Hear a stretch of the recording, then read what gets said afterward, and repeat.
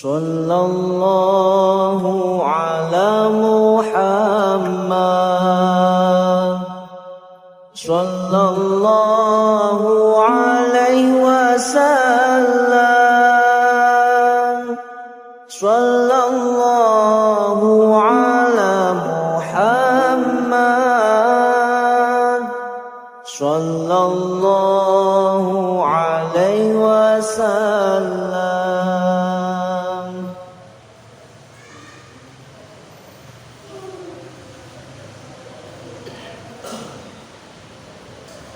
Alhamdulillah alladzi anzala ala 'abdihi al-kitaba wa lam yaj'al lahu 'iwaja. Nahmaduhu subhanahu wa ta'ala alladzi lam yattakhidh walada wa lam yakun lahu syarikun fil mulk wa lam yakun lahu waliyyun minal dhulli. Asyhadu an la ilaha illallah wahdahu la syarika lah wa asyhadu anna Muhammadan 'abduhu wa rasuluh. Allahumma shalli wa sallim ala sayyidina Muhammadin wa ala alihi wa ashabihi wa man tabi'ahum bi ihsan ila yaumiddin. Amma ba'du. Ayyuhal hadirin, ittaqullah la'allakum tuflihun. Ya ayyuhalladzina amanu ittaqullaha haqqa tuqatih wa la tamutunna illa wa antum muslimun. Yuslih lakum a'malakum wa yaghfir lakum dhunubakum. Wa man yuti'illaha wa rasulahu faqad faza fawzan 'azima. Wattaqu yawman turja'una fihi ila Allah thumma tuwaffa kullu nafsin ma kasabat wa hum la yuzlamun. Hadirin sidang Jumat yang berbahagia, marilah mulai saat ini, mulai detik ini, kita semua untuk bertekad meningkatkan takwa, meningkatkan kualitas ketakwaan keimanan kita semua terhadap Allah Subhanahu wa ta'ala. Dikarenakan kita semua ini memang betul-betul hamba Allah yang membutuhkan tentang ketakwaan dan keimanan yang meningkat, yang selalu meningkat setiap waktunya. Dikatakan juga hanya itulah yang menjadi harapan bagi kita agar kelak kita menjadi penduduk surga Allah Subhanahu wa ta'ala. Hadirin ma'asyiral muslimin rahimakumullah. Kenapa harus begitu? Kita tahu bahwa manusia ini adalah makhluk Allah yang memiliki potensi besar untuk berbuat baik maupun berbuat jahat, berbuat ketaatan ataupun berbuat durhaka kepada Allah Subhanahu wa ta'ala. Dan juga perlu kita sadari bahwa perbuatan baik, perbuatan jahat itu semuanya akan kita pertanggungjawabkan di hadapan Allah Subhanahu wa ta'ala tanpa terkecuali. Tidak ada yang lepas dari pantauan Allah Subhanahu wa ta'ala. Satu pun amal kita sekecil apapun semuanya akan dicatat oleh Allah Subhanahu wa ta'ala, yang nantinya akan menjadi pertimbangan bagi kehidupan kita di alam dunia ini. Semua perbuatan baik, jangan ragu-ragu, pasti kita akan bertemu dengan amal kita. Semua perbuatan jahat, perbuatan zalim, dan juga jangan berharap Anda tidak bertemu dengan amal kejahatan kita. Semuanya akan bertemu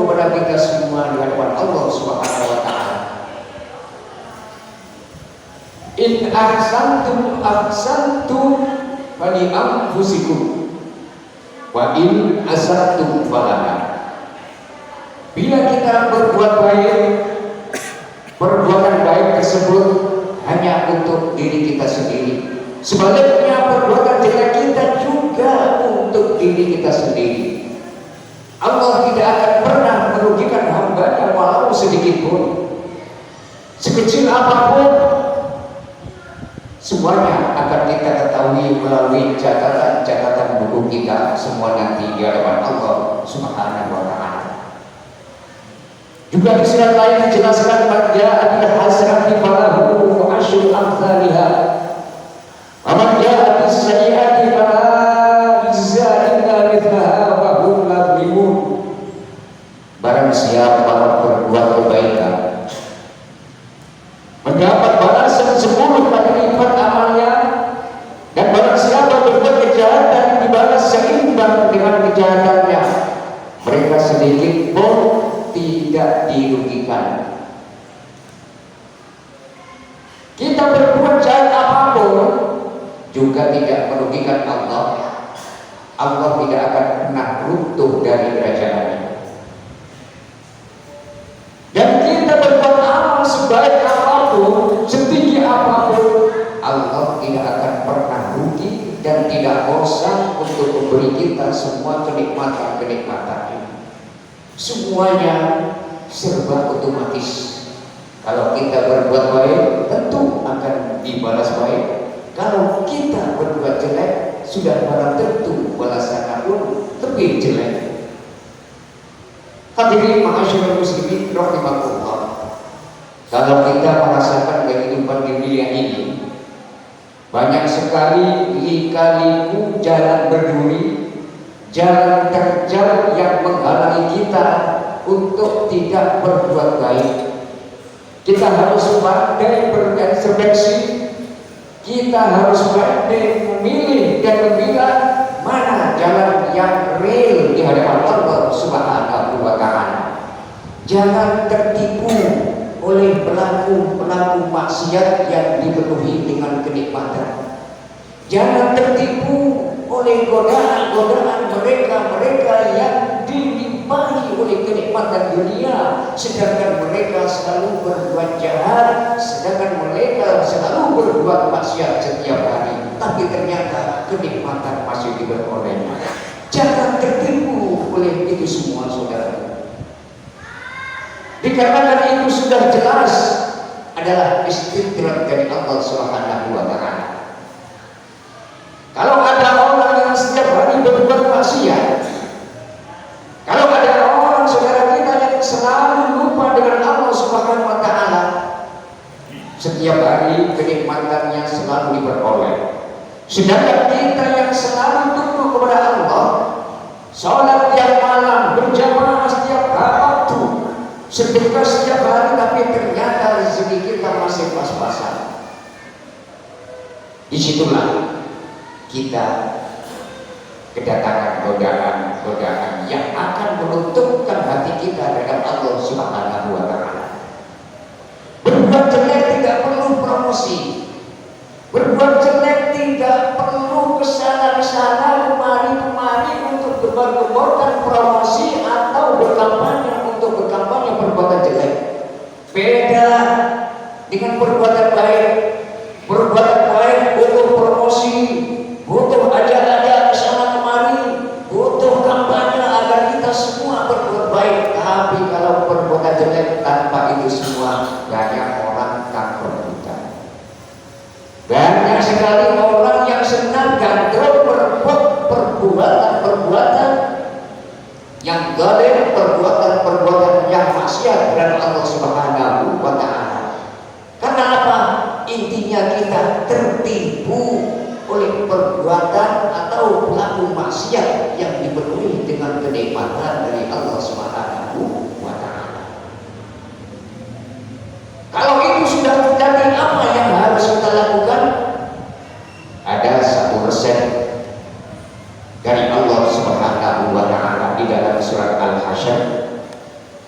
Wa ma atakumur rasul fakhudhuhu